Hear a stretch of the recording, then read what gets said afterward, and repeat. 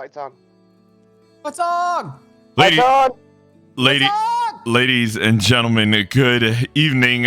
Welcome to another Tater TWAB, and yeah, we have a guest today. Yeah, that man up in the top left-hand corner of your screen is here. We call him Samurai Sam, but I think he's a butcher right now of cookies. Sam shouting "fights on" makes me think of my freaking counterpart controllers whenever the mission's starting. We're like "fights on" and everyone's like "fights on." My buddy next to me is always freaking shouting it at the top of his lungs. I'm like, all right. Alrighty. So guys, welcome. It's another week. Yeah, it's a little bit different of a look. Wait, I already gotta stop you. You're telling me that it's another week? You didn't even let me finish. Wow. We off to a great start. Yeah, we're banging it out. We're banging it out. No. This is good. This is good. This is good. This is color commentary. I'm glad we paid you to do this. I mean, I'm pretty fucking pale. I don't know if I would call it color. Well, I mean, obviously that picture in the left-hand corner shows it. Hold up. We get paid? Yeah. What? Yeah. You tell me when that happens, because you know what YouTube money is? Pennies. I'll give you the half a penny I make. Yeah. Copper. Ladies and gentlemen, welcome to another Tater TWAB this week at Bungie for June 9th, 2022. I am joined by... No. Don't. Say it the right way, Verge. What? Folks, this week at Bungie, turn date 6/9/2022. Happy 6/9 day, everyone. All right, go ahead. Wow. I was not expecting that, by the way. Well done. Once my channel gets banned, I'm gonna sue your ass anyway. No, I think we're good after that. If we're all still here after that drawing. It's okay. I'll gladly pay you the $2 that we make on our channels. Fantastic. Yes. I'm suing this man for royalties. How much do you make? $5. Shit. He owes you $250. Sweet. Nice. All right. This week at Bungie, June 9th, 2022, or 6/9 day. Yeah, for Sam. Sam's happy day of the year. This week at Bungie, we are prepping to make Saint 14 proud once more with this season's return of Trials of Osiris, showing off some nifty new ways to put your fashion spin on some beloved exotics and a deeper dive into recent Airborne accuracy changes. We've officially made it to week 3 of Season of the Haunted. We've seen some growth, we've grinded some dungeons, and if you're like me, you bawled your eyes out over a certain character that rhymes with flow. Huh? Crow does not rhyme with flow. It does not. Flow. Crow flow? Crow flow? Okay. It's a form of rhyming? They both end. I mean, I would say what rhymes with mow. I mean, that's crow, mo. Joe, crow. I mean, yeah. Toe. All right, anyways. Alongside a new story beat, players have had some more time to play around with Iron Banner's Rift mode. While the team continues taking into feedback on the latest reiteration of this PvP experience, Valis Forge needs some time to clock out and not rank up that overtime. This, of course, means it's Saint 14's time to shine once more with Trials of Osiris. And he's arriving bearing gifts of new armor and new weapons. But first, let's talk about one of the dominating conversations happening over the past few weeks, our version of I Believe I Can Fly. Perfect. Huh. Up in the air. In a TWAB earlier this year, we dove deep into a plethora of changes to Destiny 2 regarding how combat looks and feels in-game. That was a beefy TWAB, really beefy, so it's understandable that there may still be some lingering questions over particulars, including airborne accuracy. Weapons team is back to offer up some additional insight. Let's dive right in. This is from the weapons team. Quick reminder, our stated goal for the airborne changes, Destiny has extremely fluid and expressive airborne movement, but that movement must be balanced against grounded players lest it becomes oppressive. We want all players who enjoy that playstyle to be able to build into it, but they'll have to make tough choices about what they leave behind to do so. Successfully engaging in the air will no longer be as simple as put on your Icarus script mod on it, but the upside of heavily investing in it will be higher. Jester, good evening. How are you, Jester? Good evening. We're putting together a detailed explanation of how airborne effectiveness, AE in parentheses, that's a rhyme, interacts with aim assist and accuracy for players who love to dig into the details. But that's going to take a little longer, and we wanted to address some points of confusion early. Getting better, were you sick? Ugh. Firstly, the Season 17 patch notes included a line that incorrectly stated that all primary weapons have their airborne accuracy penalty removed. This should have been qualified as at 60 airborne effectiveness, all primary weapons have their airborne accuracy penalty removed. Okay. Right? Okay. I mean, yeah.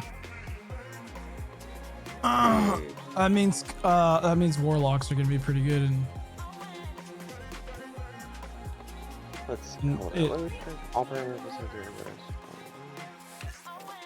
that's my general feeling from.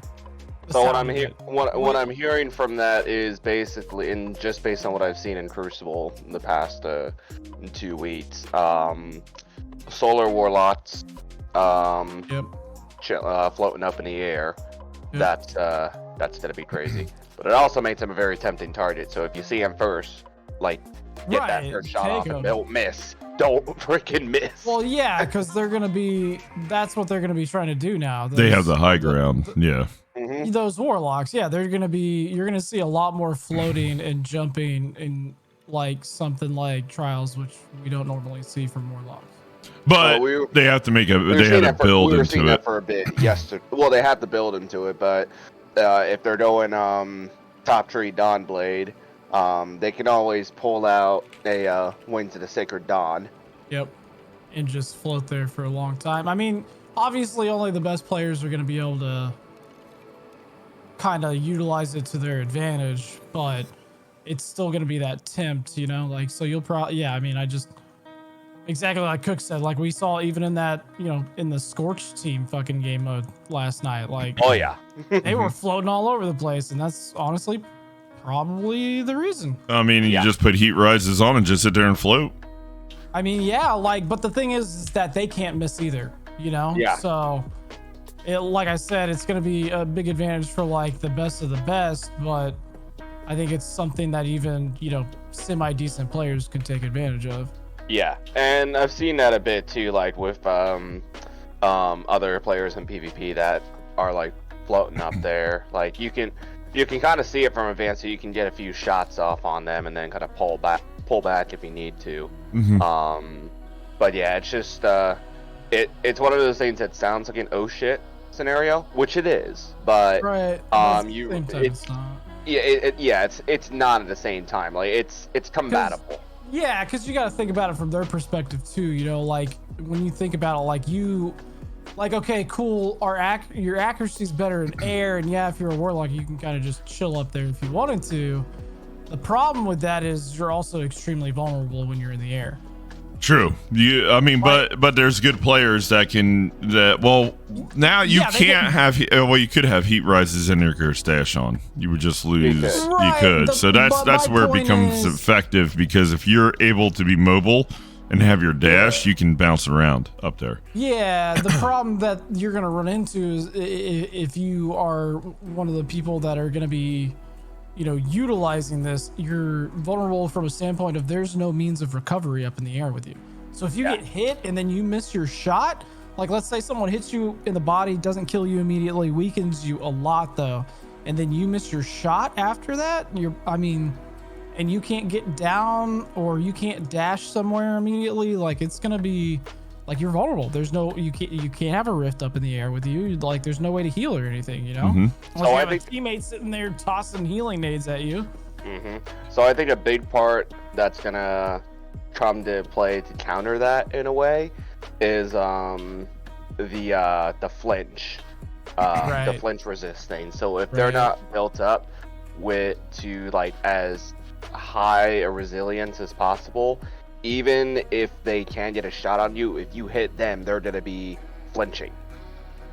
Right. Yes. So that's gonna hurt their shots as well. So that's another one to say, like, if you see it, shoot it. Which, if I remember, the flinch you have to build into the flinch resist as well. So Correct. like that. So you're gonna have to give up something to balance that out. Like how, and again, I like it because it's not just like I'm gonna throw all this on. I'm gonna have no flinch. I'm gonna be able to have accuracy while airborne. Now it's gonna be like, well, I got to get to 60 airborne effectiveness if I want my primary to lose its penalty. Yeah. Now, the trade-off with that is even while that, with that being a risk, however, in a scenario such as trials or no more elim or competitive, if you have a teammate that's speccing themselves out with resilience and going to back up their, Guardian version of an AC 130, you can still get some really good plays from that, because you're going to have one person that's going to be trying to play distraction, and then you're going to have another one that's up and down there just picking off, playing for the trade, if anything. Correct. Right. Because one thing that most people will do, and I'm guilty of this as well, is I see someone floating up in the air, like, I'm going to just go after that person right away, no matter what else is going on. Mm-hmm. And then next thing I know, myself and another teammate are being destroyed from a person that's flanking us. Correct. Yeah. And then the person that's airborne picks off the last one. So that's another thing that's going to be coming into play as well, just proper teamwork and coordination with a lot of those things.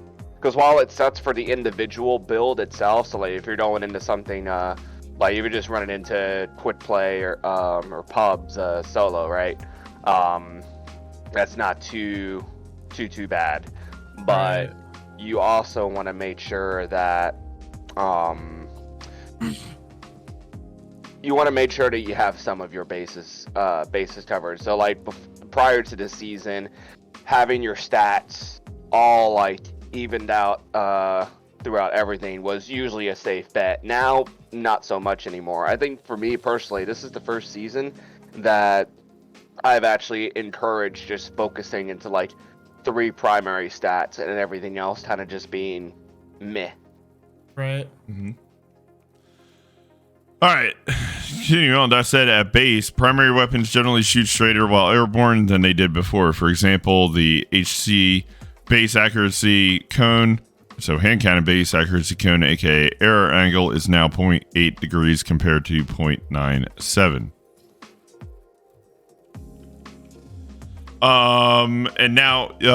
And you can now fully eliminate the airborne accuracy penalty, meaning your weapons will shoot as straight as they do while they're on the ground, which wasn't the case before. Note that even if the center of the accuracy cone is directed at a target, if your accuracy cone is wider than the target on your screen, any single projectile can still miss.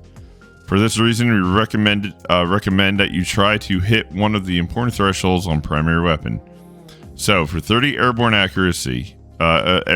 effectiveness, similar accuracy to pre-season 17 Icarus script, suitable for jump shots at mid-range. Under that, a hand cannon's accuracy cone is 30, airborne effectiveness is 0.48 degrees compared to 0.47 degrees last season with Icarus, so it's just down a tick. For 60, airborne effectiveness fully removes the airborne accuracy penalty and allows for more accurate longer range airborne shots. So I'm guessing this is where some of those weapons that are rolling with air assault is going to come into play. Right, yeah, 100%. Keep in mind that special weapons are penalized more heavily while airborne than primary weapons and must get to 100 airborne effectiveness to eliminate the airborne accuracy penalty. Shotgun spread angled is heavily penalized at 0 AE. This penalty is reduced with higher AE and eliminated at 100. We're keeping an eye on the feedback on Airborne gameplay in general, and we're looking into cases where players miss shots they feel like they should have hit. In these cases, it helps a lot to know exactly what the player's build was for the occurrence, so if you're posting a clip or making a comment, please also include the weapon with the perks and mod, exotic armor, and any subclass build, including aspects and fragments that you were running. This could be in text or by making sure screenshots or videos show the build elements.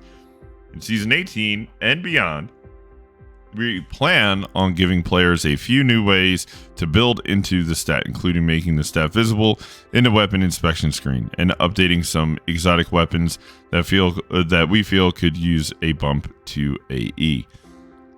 Please not DMT. God, Please, for the love of God, please not DMT, y'all. Yeah, like nerf that again, please. God dang. What else is coming next? We'll have a small mid-season weapon balance update shipping with Solstice, which will include some buffs to weapons subfamilies that have been languishing for a while, a fix for certain special weapons not getting enough ammo per special brick for one defeat in PvP, and some tuning for oppressive exotic weapons beyond DMT. Beyond that, we're wrapping up production on Season 18 weapons and the matching balance update, which will be of a standard appropriate size, no novels this time. Some highlights, revisiting some weapon subfamilies, legendary perk, and exotic weapon tuning, and adding intrinsic anti-champion functionality to several exotic weapons. Thank you. Interesting. Thank you, because I'm not gonna lie, in those GMs that's gonna have like a crap ton of anti-barriers, I feel Arbalest is gonna be very, very nice. If that, I mean, what has anti-barrier right now? Ariana's and Arbalest. Ariana's and Arbalest. Yeah. So again, then it'll let you the craft your build a little bit more. Yeah, and at least give you a little bit more leeway into like what weapons to run type deal, because in some situations, let's be honest, when like the only unstoppable perk was a bow and you've got a crap ton of unstoppable mods and a GM and you're bringing a bow in there, that's not really, doesn't seem feasible for like ad clear type deal. Like, give me like 100 of the bowmen and we'll hold the deeping wall of Helm's Deep, but you know, me alone and unafraid against a freaking army of Fallen or Taken or whatever, like, no, that's not gonna work, guys. Yeah. But there's one thing that caught my eye there prior to that. It said a fix for certain special weapons not getting enough ammo per special brick for one defeat in PvP.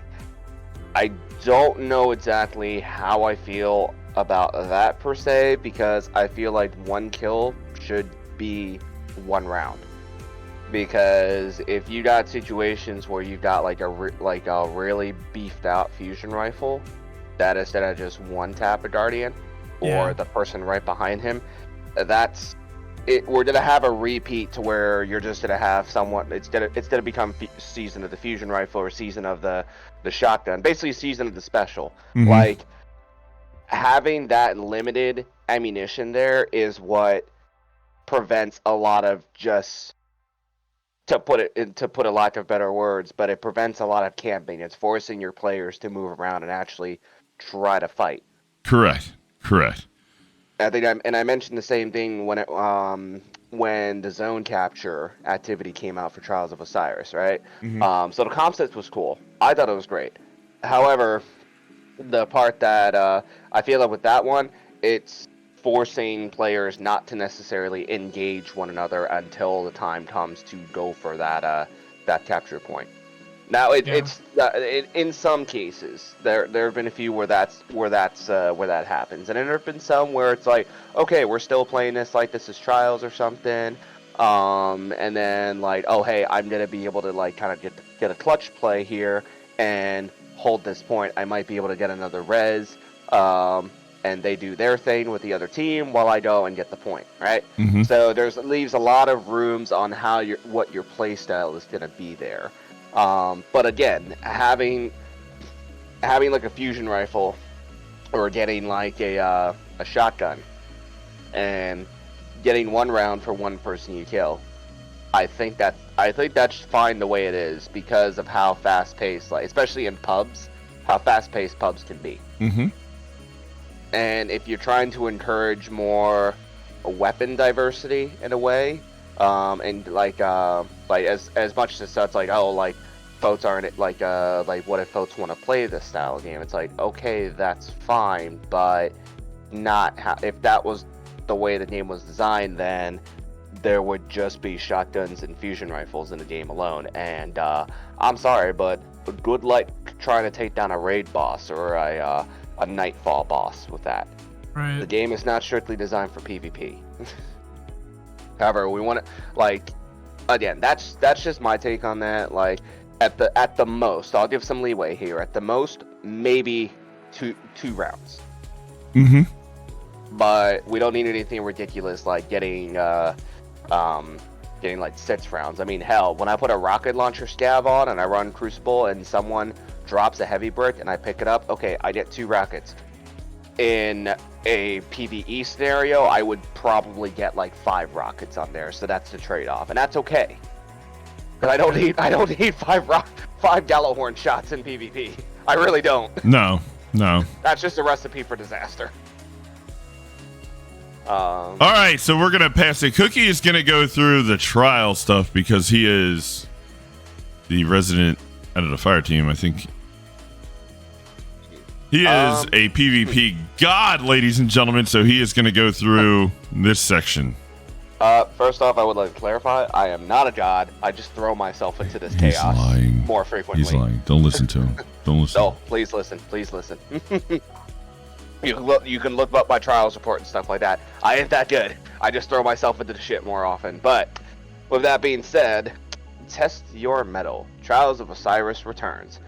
If you're into the PvP side of Destiny, then you may have noticed that we have been playing around with some ideas concerning the more competitive side of this experience, with freelance, zone captures, and tweaking other odds and ends have all played into a bigger vision for what Trials of Osiris could be. Now, after a short break, Trials is back and comes bearing some sweet new armor to monkey around in. No, seriously, there's an actual monkey. And there is! You see the hunter. Ape together strong. Literally. I mean, he has fur. He does, but that helmet, though, is pretty dope. Pretty sick. All the armor actually looks pretty good. I know there was concerns about the neck of the Warlock, but actually, after looking at what it looks like in the game and some folks that held on to their Trials engrams to get the new armor, it actually looks it doesn't look that bad as the picture. It's actually really nice. Pictures don't speak words sometimes. No, they don't. It's one thing when you see the image versus like the concept versus the actual like in-game thing. Like I'm torn between which character to start with.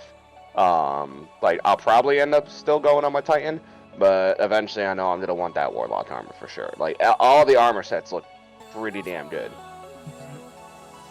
compared to the second set which individual pieces were nice. The hunter helmet for the second set of Trials armor was very nice, and by that I mean the Trials of Osiris, not just Trials in general, because Trials of the 9 was actually pretty dope as well. I still rock the Trials arms for my hunter. The Ghost looks pretty cool. Yes, the Ghost and the Sparrow. Alright, with Trials back in action, the Lighthouse awaits. We've already revealed the new weapons on the way with the return of Trials, but in case time has been a cruel memory stealer, which sometimes it has, here's what players can look forward to in addition to the armor seen above.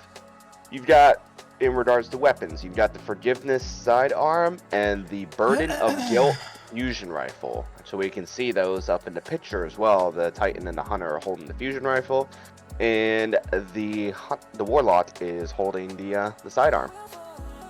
I think if I saw correctly, that fusion rifle is a rapid fire frame as well, which is going to be pretty nice. I thought they mentioned that.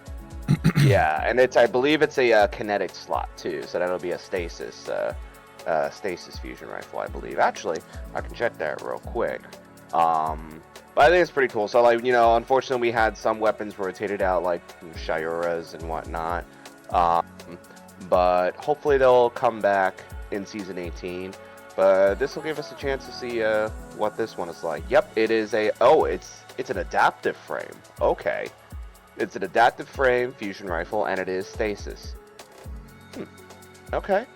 Not a lot of impact, the base build, compared to the Exil's Curse. That was the Arc fusion rifle for Trials. And we've also got the Forgiveness, which is an aggressive burst. Oh, so this isn't even a single fire sidearm. This is the burst sidearm. Wow. It's a 325 RPM, and it is arc. That might not be so bad. I'm not gonna lie. Okay, so we got some interesting ones there. For the Sparrow, as seen below, we've got the Falcon's Chase Sparrow. Now that It's actually pretty. looks pretty good. It's pretty. It's very pretty. For all you flawless seekers, I'm pretty sure this is going to be how you're getting this one. So good luck to everyone going in there day one. Try and get this bad boy. May the odds be ever in your favor. A shiny new ghost shell that you can catch a glimpse of in the armor image above. Not a secret, but come on, some things need to be a mystery. This week, Trials of Osiris is elimination, so good luck out there and make Saint 14 proud. And just because I've shown immense restraint by holding back dad jokes in recent TWABs, I did a freebie. What do you need to open your new Trials of Osiris armor? A monkey. Duh. Okay, bye! Wow, alright. I mean, Sam is a connoisseur of dad jokes. His Nightbot puts it up to every like couple minutes in chat. How would you rate that as a dad joke? I'll give it a good 6. Okay, hey, that's fair. It's not bad. We get a new emblem too. We do. We flame to please. At the start of Season 17, we introduced players to Solar 3.0 and all the possibilities that come with it. To add a little more team bonding into the mix, we had a few fragments that were kept secret to the community to work together to uncover. As we knew you would, everyone pulled together to take on the new Nightmare containment activity, despite a few technical hiccups, and got the job done. Fully unlocking these new puzzle pieces and that make up a bigger, fiery picture. For those fellow statistical nerds out there, here's a quick breakdown of the event and an answer to the most important questions we've ever asked. How many Guardians does it take to blow up a light bulb? Over 1.6 million players completed at least one Nightmare containment during the event. Guardians averaged about approximately 13.8 Nightmare containments per character. One dedicated player even completed over 390 Nightmare containments over the course of the event. GG, sir. GG, sir or ma'am, whoever you are out there. In the first 24 hours, one Guardian successfully completed 78 Nightmare containments.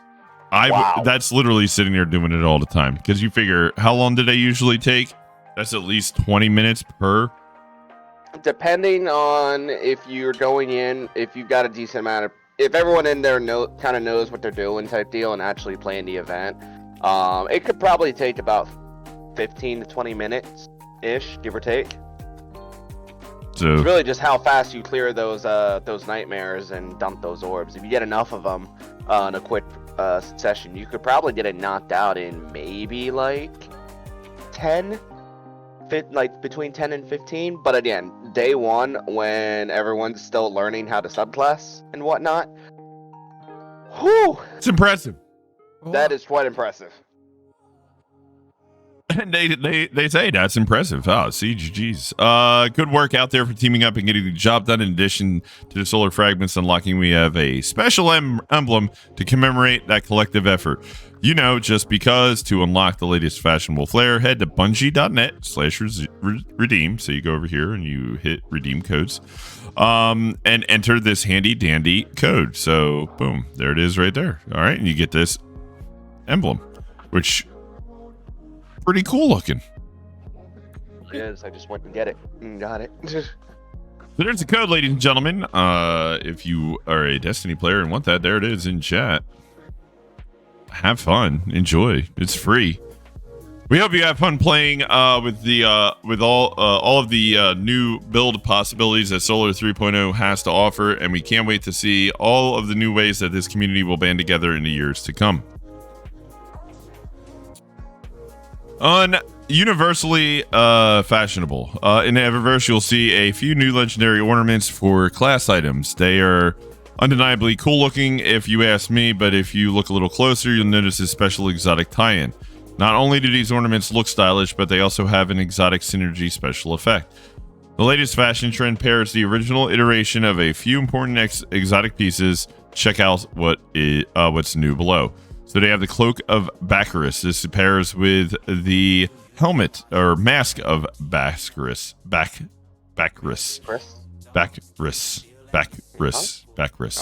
Are you trying to say he has a wrist on his back? Yes, he has a back on the back wrist, baby. Adds a stasis effect on the cloak's color. Okay, cool. Mark of the Falling Star. Mark of the Falling Star pairs with the Titan chest piece Curious of the Falling Star, which is still ever so powerful. Adds an arc effect on the Titan's marks on the marks trim. Okay.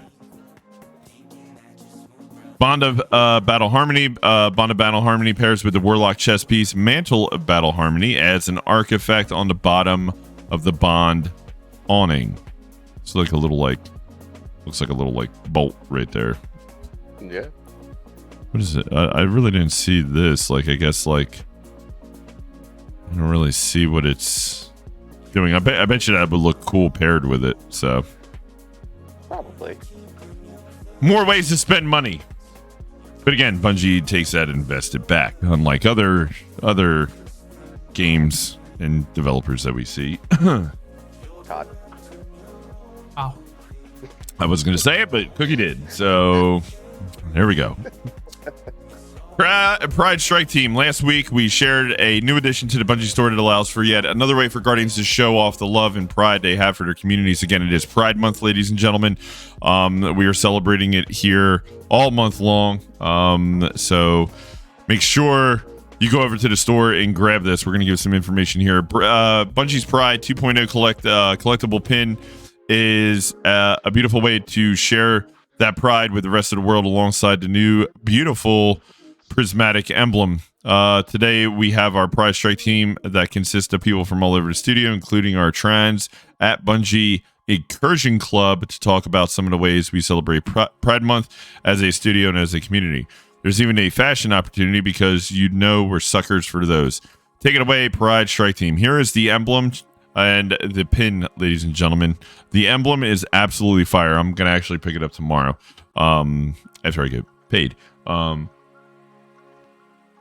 It's freaking sweet. I like it. The one that I have is pretty cool. This is 20 times better in my opinion.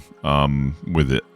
So Pride Strike Team says, Happy Pride Month, Guardians. As many of you know, Bungie is filled with an incredibly diverse group of humans that help in all aspects of creating this game. A bunch of us are members of the LGBTQIA plus community, and together with some allies to see what we could do to share our everyday lives with Destiny community. This year, we have a really fun and colorful ask of the community, but we think it's better requested with equally colorful quotes. Robert B, show us your pride, Destiny fans. David S, show off your best Destiny LGBTQ plus hand cannon. Head cannon.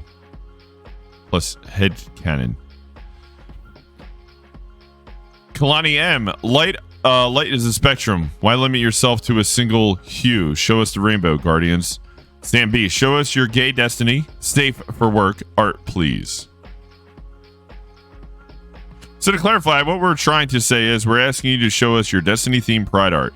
And those of non-artist variety, never fear. We have something for you too. Introducing Destiny Pride Edition. Show us your favorite Destiny fashion while wearing your Titan emblem or Pride emblem, and we will share our favorites. And if you're asking yourself, what do I do? What do I get out of this? Well, a colorful sense of community and inclusion. Pride Month is incredibly important to us here, not just as Bungie employees, but also as people. Because of this, we have a few more celebrations on the horizon, so keep an eye out on Bungie comms throughout the month of June to see what we've got cooking up next. Love the Bungie Pride Strike team.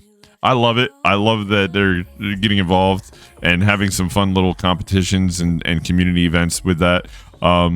They always do a great job with this stuff, and a lot, like, in all, like, truth be told, it's literally what brings a lot of this community together. Like, whether it's Pride Month or anything else going on type deal, like, there's always something that they do to kind of bring awareness to the to that community or situation. But it's like, how do I phrase it? Like, it's not something that's like some groups will like shove something down your throat or whatever, right? But in this one, they literally like, they bring awareness, they do good work, and they just bring people together. Yes, and again, like, one of the biggest reasons that I love this game is the sense of community, of charity that this game has. Like, they have foundational pieces that are there. Like, it's not, it is about providing a great game and an experience, but it's like a family. Like, I mean, like, look at last night. Like, there was that new light that was in there, and we were just having fun, and like, nothing toxic or anything else like that. We were sitting there and dancing and having fun. I really wish they would bring local chat back so you can sit there and have some fun with people and talk. I totally understand. No, they didn't disable it. That's been disabled for a while. Has it? Because I was able to switch to it. I even saw Sam switch to it as well. I switched to it, but I tried to type something to that guy last night, and it said you're sending messages too fast, and I literally did not send a message. So, okay. So I don't know if that is a thing, but I really wish, again, as part of a community, it's like enjoying things like that. Like, when there's a huge dance party in the tower, everybody's like, yeah, let's freaking go, woo, and stuff like that. But again, there are bad people out there in the world that ruin this fun for us, and that's a shame. But you know what? That's just the way it is. You can emote. That they have tons of emotes that you can show, love for everybody else and stuff like that. So, obviously, if you want to go over to Bungie.net, you can go on there, and it was in a previous TWAB as well. Everything is going to charity, so just make sure you guys, if you do want to do something like that, have fun and rock away. Show your pride colors, please. We're gonna be showing them off. The new one's off tomorrow. We got the old ones on here. Cook, do you want to read the player support stuff? Nah, I think we pretty much covered the baseline stuff. I think the other stuff is more so just like any updates with Silver. Yeah, there was a PlayStation 4 Silver Sync. I know there's something with accounts and stuff like that. This, that, the other thing. This one's interesting. Artifice Armor mod slot clarification with the release of 4.1.0.2. We have partially resolved an issue causing Artifice Armor to lose the Artifice mod slot at the start of Season 17. Newly acquired Artifice Armor will now successfully...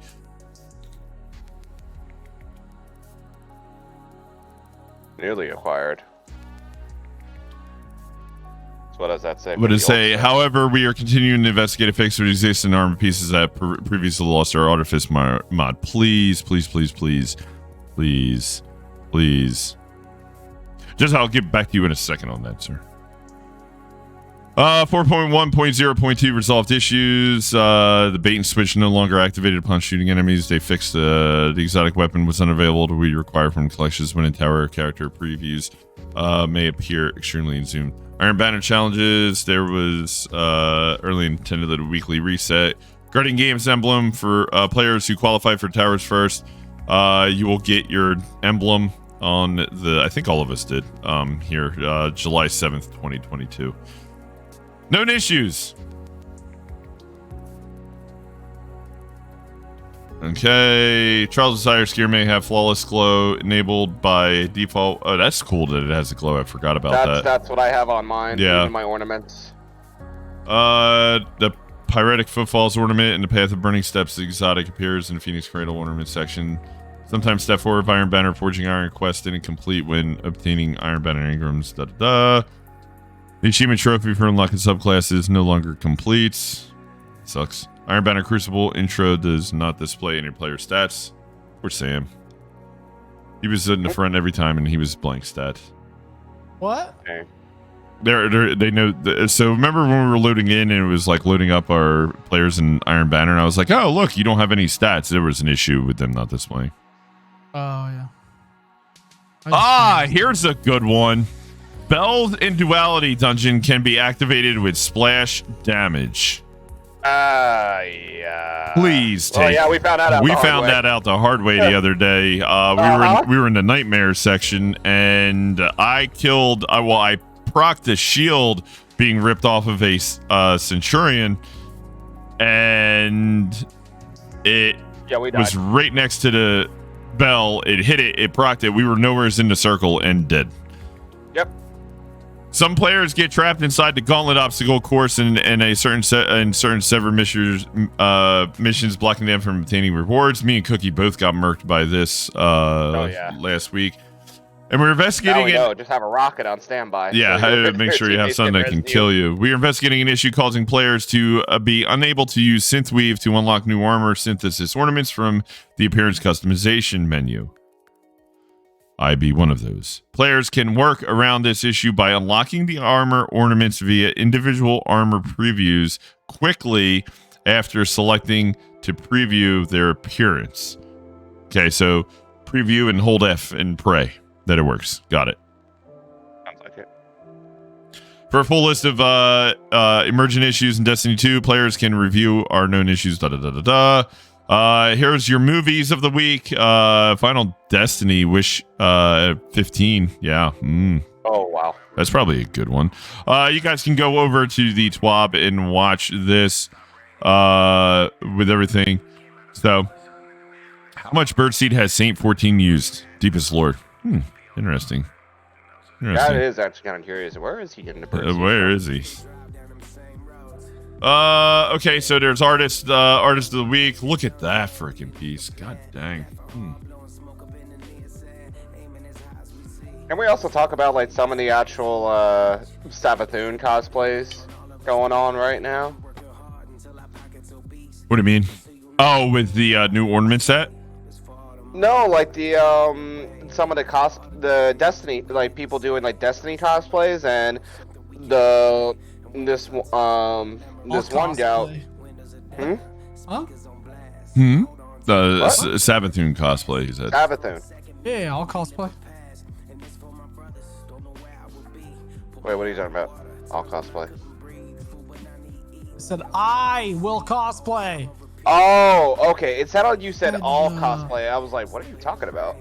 Yeah. Oh, I think I saw something where some people had the mask. I just saw the mask where it actually talks they had like and stuff the mask, like that. but it's like moving and all the like the electronics and everything. I'm just like, yeah, dang. Oh, people are so talented with cosplay outfits and stuff like that. It's phenomenal. It's just so cool to watch. Like the patience, the money, and the time that they put into it. It is so awesome to see it like in work. We're probably going to see a ton of it coming out of GCX this weekend, because I know there's going to be a cosplay like symposium and stuff like that. It's awesome. It's awesome. We're now delving into week 3 of Season of the Haunted, and this week's storyline gets intense. If you haven't experienced it already, we recommend getting some tissues, maybe some comfort food too, just to be safe. Yes, it is absolutely a tearjerker. Yep. With Trials of Osiris live this week, and the recently mentioned changes to how Solar 3.0 feels when fighting that good fight. We'll keeping a close eye on the feedback from the community as we continue experimenting with all the aspects of Destiny 2. We appreciate all the feedback. And we value that continuing respectful conversations. In the meantime, get in there and play around with some of the new build types, explore more of what activities like Nightmare Containment and Sever have to offer, and don't forget to drink your water and take your vitamins. Until next time, stay kind and go give Zavala a big old hug for me. Yeah. I should go. Hippie. What did Hippie put in here? Fantastic.